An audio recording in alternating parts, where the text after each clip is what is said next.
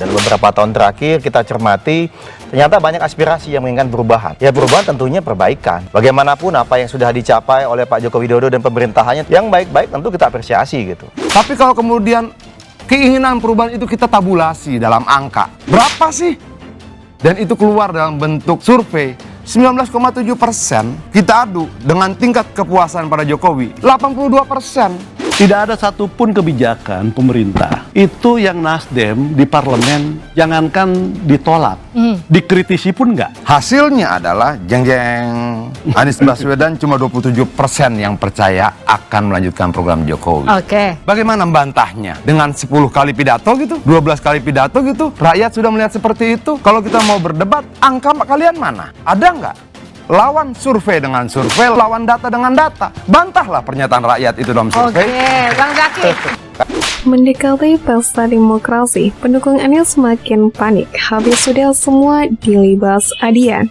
Kan Bang Adin bilang data dibantah dengan data. Di 5 tahun era Pak Joko Widodo ada 140.000 pengangguran yang bisa hilang. Alhamdulillah di era PSBY 10 tahun 3 juta. Ini sebelum COVID. Bahkan pernyataan Sama. dia kan semakin menguatkan bahwa memang tidak ada niat melanjutkan program Jokowi kan. Itu sudah semakin dia berbicara semakin rakyat akan melihat sangat telanjang, sangat nampak. Kalau pilih Anies, program Jokowi tidak akan berlanjut. Ini masalah data. Nah, kemudian bicara mengenai infrastruktur. Pak Jokowi datang ke Lampung, kita bingung. 8 tahun ini Pak Jokowi kemana aja? Kok baru tahu banyak jalan nasional, jalan negara, jalan provinsi itu kok rusak? Kalau menurut saya, rubah materi kampanyenya. Kalau memang surveinya Anies mau naik, dia kutip Lampung. Lampung itu APBN, APBD atau apa? Itu juga harus jelas biar rakyat clear melihatnya. Ini yang saya katakan bahwa penting bagi kita bercerita itu utuh. Jangan ambil sepenggal lalu rakyat kita manipulasi dengan data yang tidak komplit. Tapi ya lagi-lagi kita melihat Jokowi turun gelanggang, benar. Nah saya bingung kalau itu tidak turun gelanggang mengendorse untuk Pilpres 2024, lalu apa maksudnya gitu misalnya? Lalu apa maksudnya gitu misalnya? Kita ajak kumpul di sini tidak untuk berbicara rasanya, tidak untuk berbicara tentang perasaan bangsaan atau herjaki, tidak. Tapi angkanya mana? Jangan sampai kita kasih data, kalian kasih rasa. Jangan sampai kita kasih data, kalian kasih rasa. Bentuk intervensinya yang mana? Itu juga harus dibuktikan. Jangan diucapkan, gampang diucapkan, susah dibuktikan. Itu juga harus jelas biar rakyat clear melihatnya. Yang jadi pemikiran saya begini misalnya. Kalau kita pakai angka survei, selisih Anies 19, Ganjar 39. Ngejarnya gimana? Kalau mereka tidak melihat itu dan tetap dengan gaya style seperti ini, itu akan berdampak pada survei mereka gitu. Tidak, jangan apa istilahnya overestimate dulu bahwa seakan-akan hari ini sudah menjadi pemenang. Oh enggak, kalau soal pede harus pede.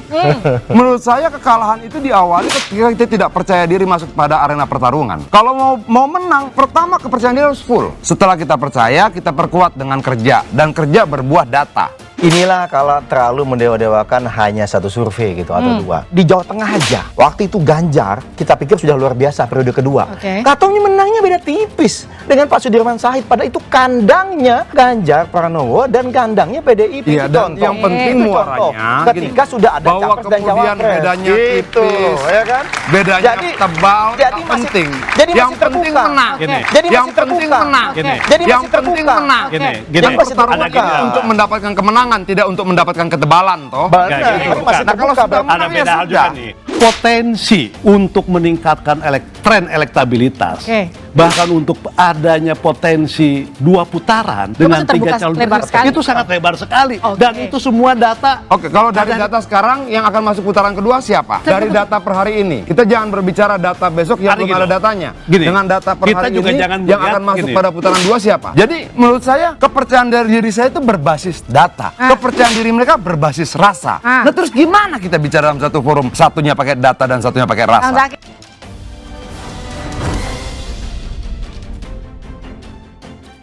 Juru bicara Partai Demokrat sekaligus pendukung Anies Baswedan mulai pontang-panting melihat elektabilitas sang lawan semakin meningkat. Bagaimana tidak, Anies Baswedan setelah deklarasi justru turun elektabilitasnya. Hal ini berbeda dengan Prabowo Subianto yang perlahan mulai mengalami peningkatan. Belum lagi Ganjar Pranowo yang tanpa deklarasi juga meningkat elektabilitasnya, ditambah usai deklarasi langsung meroket jauh, meninggalkan Anies Baswedan yang setia pada nomor urutan ketiga. Rasanya hal tersebut dipengaruhi oleh kampanye perubahan yang digaungkan oleh Koalisi Perubahan dan disarankan untuk Persatuan atau KPP perlu lakukan evaluasi. Wakil Ketua Tim Relawan PDI Perjuangan, Adiana Pitupulu, menjelaskan keinginan adanya perubahan yang menjadi kampanye Partai Nasdem, Partai Demokrat, dan PKS di KPP tidak sejalan positif dengan hasil survei Anies Baswedan. Menurut Adian, dalam beberapa jejak pendapat dari lembaga survei berbeda, Anies Baswedan berada di posisi ketiga dari 3 calon terbesar. Di survei SMRC misalnya, Anies Baswedan tertinggal jauh dari bakal capres Partai Gerindra Prabowo Subianto dan juga Ganjar Pranowo, bakal capres dari PDIP. Ganjar mendapatkan 39,2%, Prabowo Subianto 32,1%, dan Anies Baswedan tidak sampai 20%, yakni 19,7%. Di sisi lain, survei kepuasan kinerja pemerintahan Presiden Jokowi juga selalu mendapatkan nilai tinggi. Seperti hasil survei LSI pada 31 Maret sampai 4 April 2023 menyatakan kinerja Presiden Jokowi dinilai positif oleh 76,8% responden. Survei terbaru LSI kepuasan pemerintahan pada April 2023 dinilai positif oleh 82% responden. LSI juga menilai tren kepuasan terhadap kinerja Jokowi memang meningkat dalam 6-7 bulan terakhir. Mereka harus evaluasi materinya, materi bahwa mereka antitesis Jokowi mengkritik kebijakan Jokowi itu akan head-to-head dengan hasil survei 82% kepuasan rakyat terhadap Presiden Jokowi, ujar Adian di program 2 arah Kompas TV 12 Mei. Adian menambahkan seharusnya tim pemenangan KPP bisa menjadikan hasil survei kepuasan pemerintahan Jokowi sebagai gambaran dalam membuat program untuk memenangkan Anies Baswedan. Menurutnya, jika program perubahan terus dijadikan kampanye dalam Pilpres 2024, maka akan sulit Anies Baswedan mengangkat elektabilitasnya di masyarakat. Kalau tetap gaya dan style seperti ini tidak memberikan jaminan kepada rakyat, kalau kami menang program Jokowi berlanjut, itu akan berdampak ke survei mereka, ujar Adian. Di kesempatan yang sama, Koordinator Juru Bicara Partai Demokrat Herzaki Mahendra Putra juga mengakui kebijakan baik dari Presiden Jokowi sebelumnya memang perlu dilanjutkan. Hanya saja dalam beberapa tahun terakhir, menurutnya, aspirasi masyarakat yang menginginkan perubahan tidak sedikit. Konsep perubahan yang dikeluarkan KPP adalah perbaikan baginya. Semisal di zaman Megawati, angka kemiskinan 36 juta. Alhamdulillah dalam 10 tahun hampir 10 juta dikurangi, tinggal 27 juta. Sedangkan Pak Jokowi dalam 5 tahun angka kemiskinan nasional angkanya antara 24 sampai 26 dan 28 juta. Hampir tidak ada perubahan signifikan, ujar Herzaki.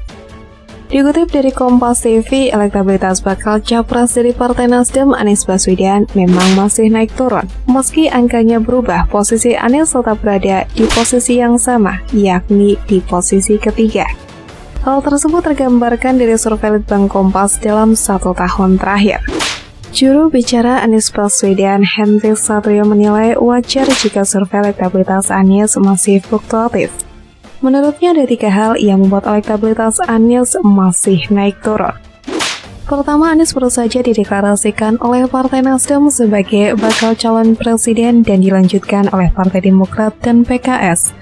Hal ini yang membuat Anies Baswedan baru bisa menyosialisasikan dirinya sebagai bakal calon presiden ke masyarakat.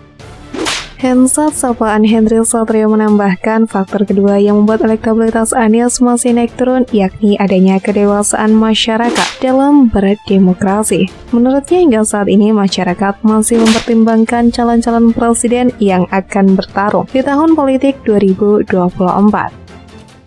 Koalisi perubahan yang diusung Nasdem, PKS, dan Partai Demokrat semakin tidak jelas. Perkembangan koalisi perubahan yang disebutnya bertolak belakang dengan apa yang disampaikan.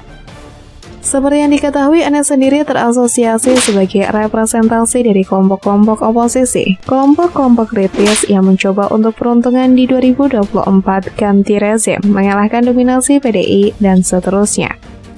Karena itulah kemunculan Anies dan Partai Nasdem langsung mendapatkan tempat tersendiri yang berdampak positif terhadap elektabilitas keduanya, namun tidak signifikan. Namun Ade juga mengatakan adanya penurunan tensi dan kepercayaan di kalangan pendukung Anies. Padahal selama ini Anies sudah melakukan safari ke berbagai wilayah Indonesia. Poros perubahan yang dibayangkan oleh pemilik suara atau masyarakat itu, Nasdem ataupun Anies, berbicara secara lantang. Kalau memang menjadi presiden, jadi pemenang di 2024, semua legasi yang telah dilakukan Jokowi ditolak. Namun hal ini masih nampak ragu dilakukan Anies. Anies tidak berani dengan tegas dan terang menjadi antitesa Jokowi sepenuhnya.